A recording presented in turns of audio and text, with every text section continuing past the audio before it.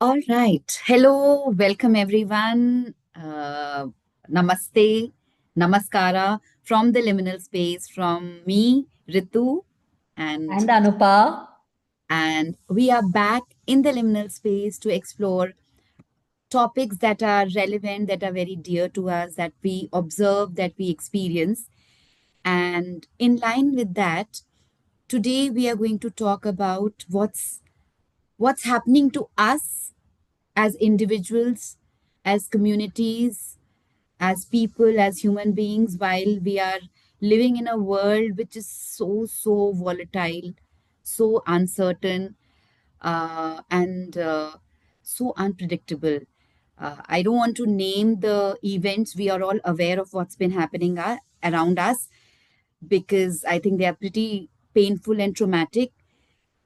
But today is to explore about what do we do as we are met with these kind of incidents, with these kind of events, sudden shocking traumatic painful events, and yet we are there, we are living, and we have to continue living because the life goes on. So this is what we are going to talk about. Anupa, would you like to share anything as we begin? yeah, a lot of thoughts actually swimming in the head, a lot of thoughts in the mind, a heaviness, a discomfort, sometimes an overwhelm also, and yet sometimes feeling very helpless. I mean, how does one respond to whatever is happening in the here and now all around us? So yeah, I think that was our basic need, Ritu, um, to put it out there because you and I think we feel that most of us are going through this and how it is triggering uh, other incidents in our lives, in our own lives, in our own small t lives.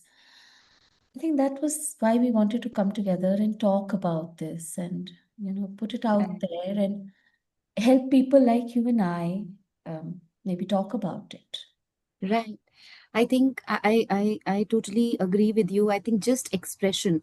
And one of the words that you used right now is so meaningful for me. And a lot of people report it's like the heaviness, you know. So I think, at least for me and many others, are not even finding words that they can use to express. If we have words to express, to name what we are going through, it's still easier because as human beings, we want to make meaning of our experience. When we are able to share clearly, it gives us a sense of relief. But the way things have happened around us with the like an ongoing war in the conflict in the world and near home, we are in Bangalore and we have just seen something so painful, right? The experience is very somatic, very felt. It's there in the body, and I think just before we started, we were talking about how we find ourselves in a circle of overwhelm, a circle of helplessness, like you mentioned, a circle of heaviness, a circle of grief. Some people report feeling very restless, edgy, agitated, or for example, I felt numb for a long time. It took me some time to actually start feeling a weird numbness, like so much is happening, but why am I not feeling anything? But and it doesn't help because if we are numb, which means a very all resourceful parts of us are also numb then. Yeah. And we are functioning. We are functioning because we know and we have been trained to function.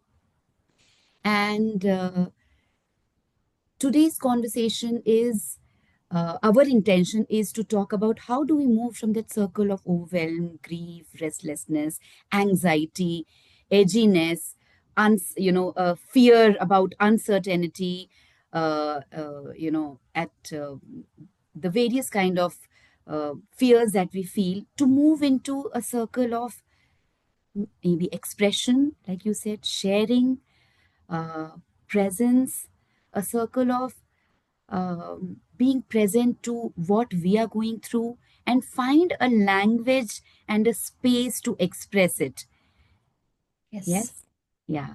And one of the ways that we have found uh, which helps in expression are art forms, because art forms have been there when since ever since human beings started.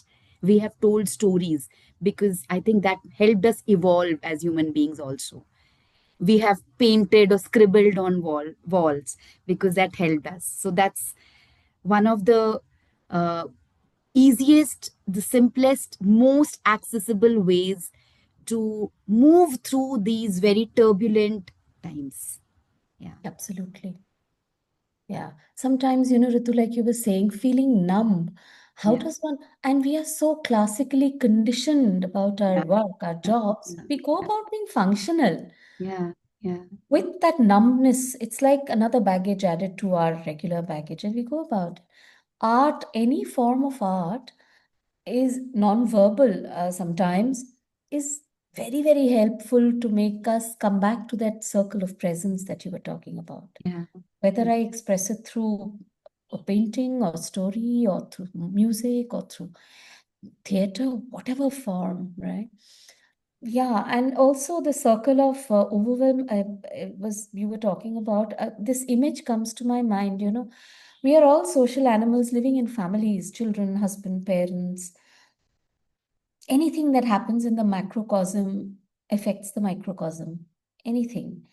Um, all the conflict that is outside, the fears that we have as a parent, as a one is so scared what would happen to the children. One is scared uh, to take another flight. I mean, what could happen? The unpredictability of everything around us. Uh, Right. so today morning I was reading somewhere somebody had posted saying that why should if I'm a clay pot doesn't have to worry too much because the clay pot knows that if I break I become a clay again. I mean, and then again somebody will give Yeah. me shape and become a clay pot. But I was wondering, it's easily said. Is it so easily done? Um, you were talking about stories. So there's the story that I had once read. Small incident happened. This is about an Air Force pilot, a fighter pilot who had retired.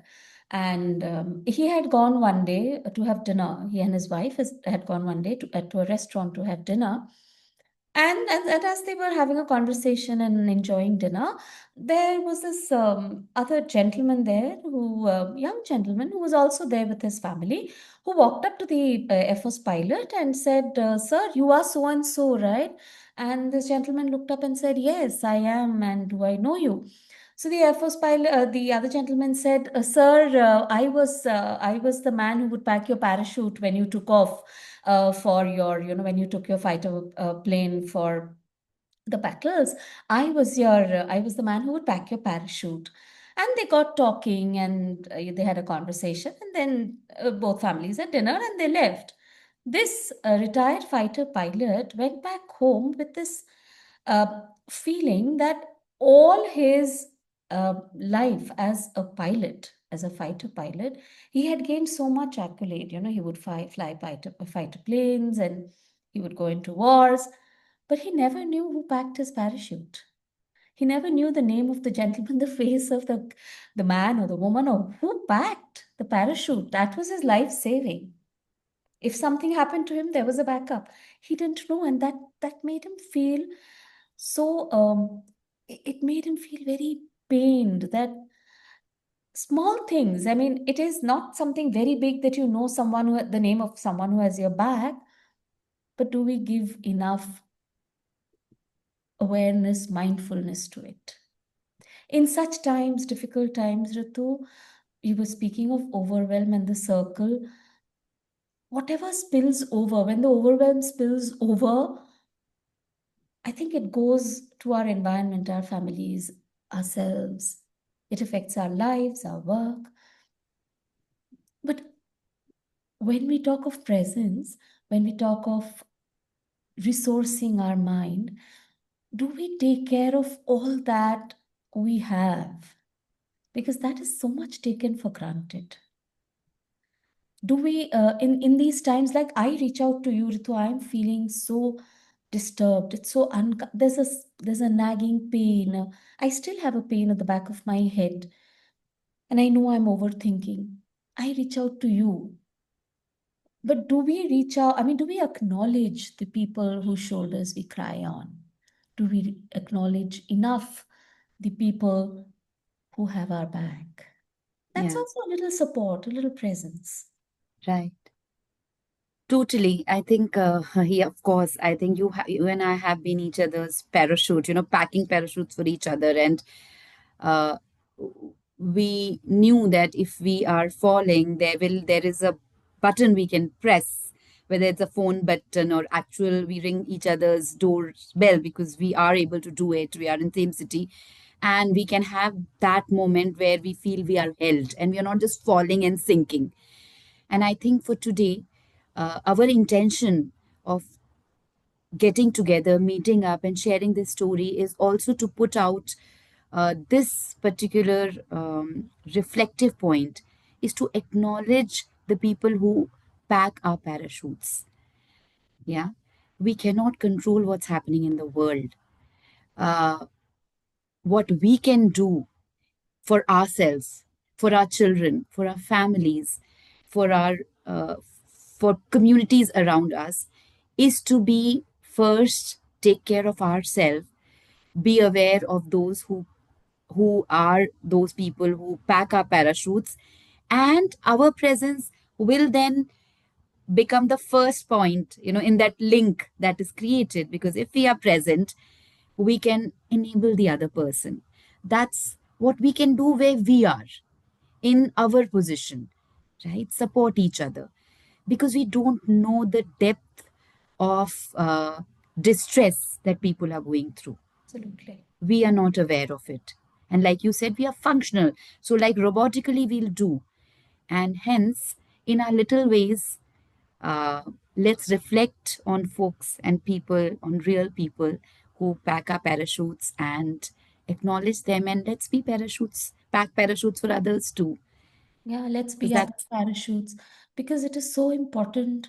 I think essential actually for all of us to stay in this plateau, of resourcefulness that we have, so that we can help each other and yeah, create that ripple effect create that totally. of And compassion, kindness. yeah, Yeah, for ourselves, for other yeah, humans, for other beings, and for the really the world at large, because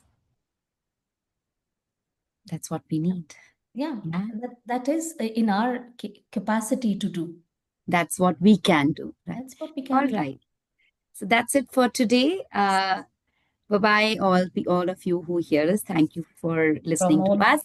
two of us. Yes, and please share your comments on YouTube because we will upload on LinkedIn. We'd love to hear how you like our talk. It will motivate us to continue. Yes. Thank you. Share Thank it, you. like it. Thank you. Bye bye. Bye.